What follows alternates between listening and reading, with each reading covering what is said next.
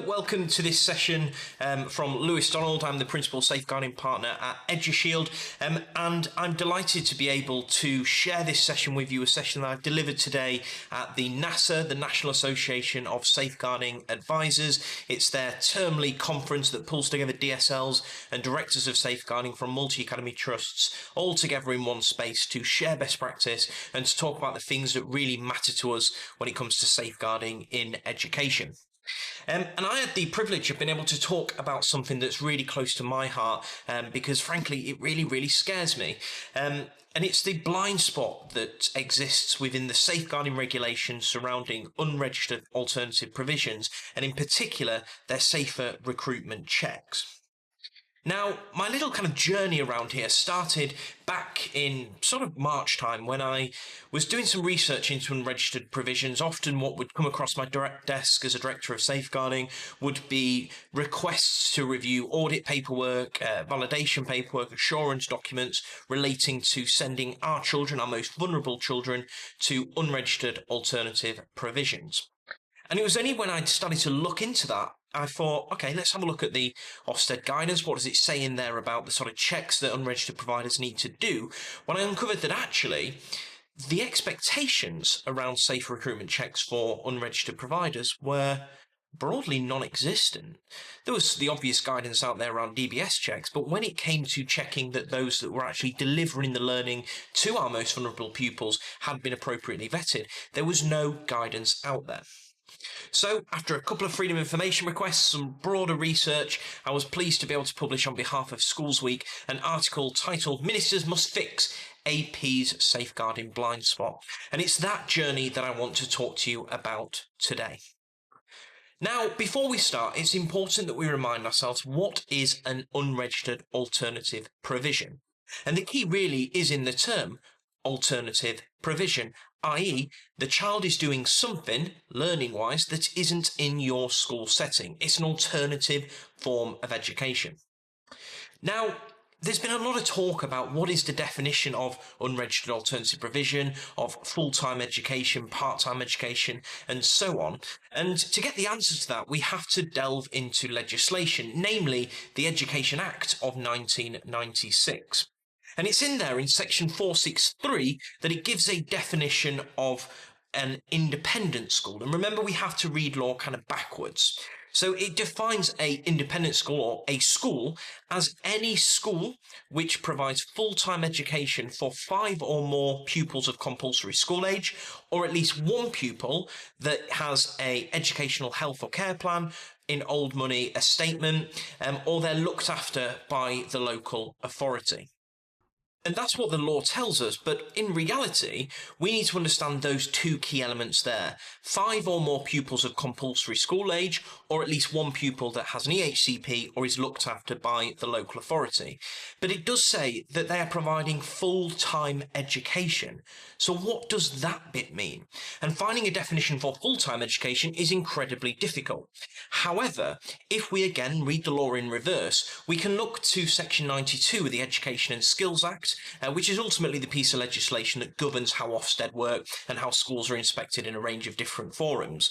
And it tells us there in section 92, subsections A and B, that they define part-time to be at least 12.5 hours a week for a child under the age of 12, and at least 15 hours a week for a person who is aged over 12. Therefore, it's quite reasonable of us to infer that full-time education means any provision that's exceeding the part-time hourly thresholds as defined in that piece of law there. More than 12.5 hours per week if the child is under 12, and more than 15 hours a week if the pupil is over 12. That, interestingly, is exactly how Ofsted interprets their registration requirements as well. So there we have it. We can see and we can remind ourselves what is an unregistered provision, what constitutes full-time and what constitutes part-time. So with that in mind, we're knowing that actually we are sending our most vulnerable children to alternative provision. And it's reasonable of us to want to make sure that we really kick the tyres around that alternative provision before we send our children there. And we do that in a range of different ways. We conduct quality assurance activity. We seek assurances around safer recruitment. We look at the systems, processes, policies, training that it's in place around safeguarding, and ultimately ensure that the curriculum is suitable for that child. But I want to focus in on one key area, which is seeking those assurances around safer recruitment. Now, we know that in order to seek a check to understand whether or not somebody has been prohibited from teaching work, of course, being described or defined in law as delivering or planning, preparing, delivering, assessing the progress of a child, essentially delivering teaching work to a pupil. So we need to assure ourselves that the people that are delivering that teaching work aren't indeed prohibited from the profession. We need to ensure that those responsible for management aren't prohibited from doing so under Section 128. And also, we need to make sure that the provision has put in place DBS checks and barred list checks, as that person or the people working in that setting are, in my mind, there's no other way that they're not in regulated activity. So with that in mind, what would traditionally happen if you were a school or a registered provider, as in somebody with a DFE number, is you'd go via the DFE signing service to the Check a Teacher system. You'd be able to put that teacher's details into that system, and then you would be able to conduct those checks. Now, that makes perfect sense if you are indeed a registered provider, a registered school, an independent school, etc. But what does that mean for unregistered providers who, by the very nature of not being a school, won't have a DFE number to be able to sign up to that system in the first place? When you go onto the DFE's website to have a look at their Create a DFE sign-in account, the guidance is quite explicit, really, where it tells us that if you are a new school or you are a newly registered school, you will get your sign-in details once you've successfully completed Ofsted's pre-registration inspection. Now, what's interesting in there is that the requirements from Ofsted around that pre-registration inspection are broadly aligned with the independent school standards, which means that an unregistered provider would be expected to maintain a single central record, demonstrate that they've completed all the checks that a school would have otherwise done, but without a DFE number and without being able to sign in to DFE sign-in. So the question then arises, how are they possibly doing these checks? Because in my mind, the only way these checks can be completed would be via the Check a Teacher route, the formal route. Any other route would be through a private company and you're not sure about the validation of the data in there, or open source checks, but equally concerning. So what we can establish from that is the only checks that an unregistered provider can officially do themselves is the DBS check with barred list information. So, understandably, that became a little bit of a worry for me. So, what else can you do? Look into it. Do a bit of, what do we call it in keeping children safe in education? Professional curiosity. And my professional curiosity was to actually submit a Freedom of Information request to the Department for Education to ask the question, how many checks or against the prohibition list have been made by unregistered providers, and by extension, how many providers actually have access to the Check a Teacher route? The response was telling. And let me start by putting it into context. If I was to ask you the question, how many pupils attend unregistered alternative provision in the UK? The short answer is, we simply don't know for sure.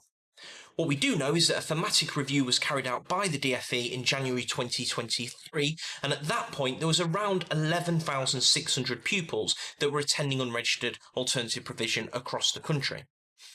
Now, if you think about those 11,600, the DFE told me in the Freedom of Information request that actually since January 2023, only 909 adults that are working in an unregistered provision have been subject to a prohibition from teaching work check.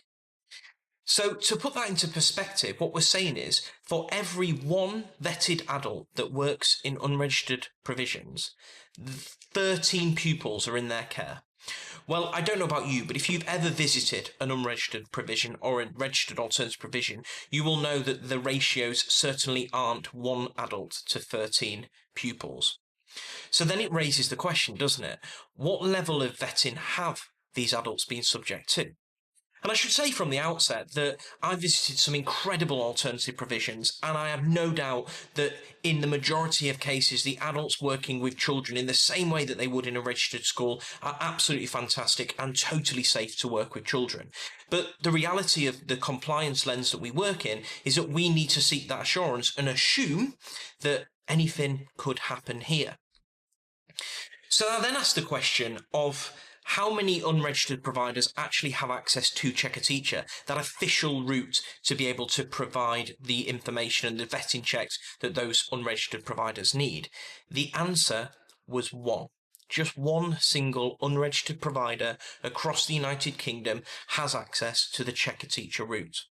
So with that in mind, how can an unregistered provider conduct the vetting checks that are necessary to assure us that the adults working in their building are safe and legal to be there? For me, that is a real challenge for unregistered providers and must be incredibly frustrating for them. Now, after I published this article, the department did a piece of work around that and then released the non-school alternative provision voluntary national standards, which I think is a really good stride in the right direction. It's that first step on that journey to regulating such a grey area within the safeguarding system. And that guidance essentially mirrors the independent school standards. It gives advice and requirements to unregistered providers that they should follow in order to prepare for that registration and to make their provision as safe as possible. The key word to remember, though, is that this is voluntary. And understandably, in some senses, through a business lens, a lot of unregistered providers don't want to become registered because that brings with it additional requirements around inspection, around regulation, around cash flow, and the need to spend more money to grow the organisation. So for a number of unregistered providers, they choose never to get registered. What that means, of course, is that they also never have any regulation or any follow-up inspection. Or in fact, if they never went for registration in the first place, any inspection whatsoever. So let's focus in on the safe recruitment aspect of this guidance. And it says on page 8, it gives us a bit of a broad overview of what we should be asking as a school from an alternative provision that's unregistered. But it's this statement really that stands out to me. They, the alternative provision, should also be able to show that they are not in contravention of a teacher prohibition order or an interim prohibition order or a direction made under Section 142 of the Education Act. How are they going to do that? And that's the question for us. It goes on to say that if a child has been placed in a unregistered alternative provision, we as a school or a multi-academy trust should obtain written confirmation that the appropriate safeguarding checks have been carried out with individuals working in that school.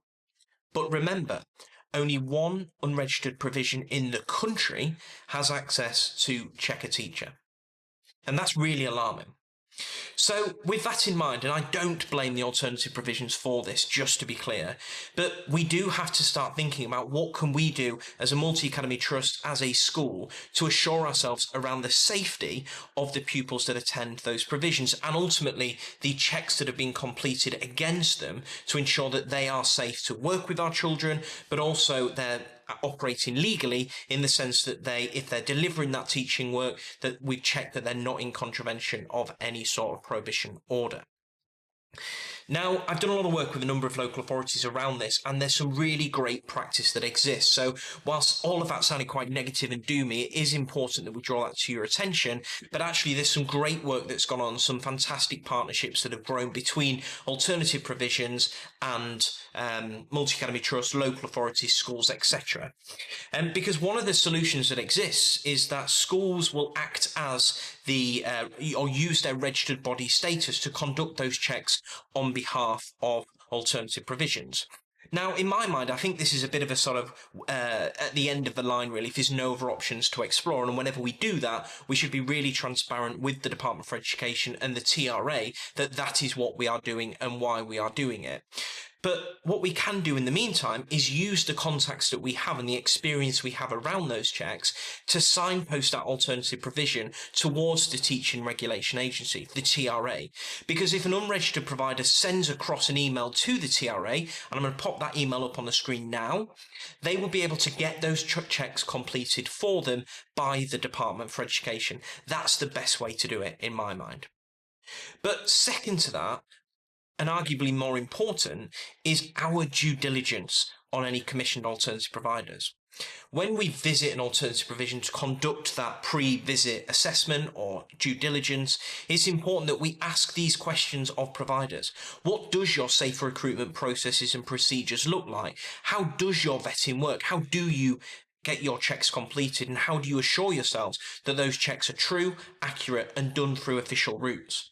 Where we have concerns around the level of vetting checks, we should follow our usual process and report that into the local authority's designated officer so that that alternative provision can get the support it needs from the local authority to be able to get that appropriate level of vetting checks in place. So in a nutshell, what can we do?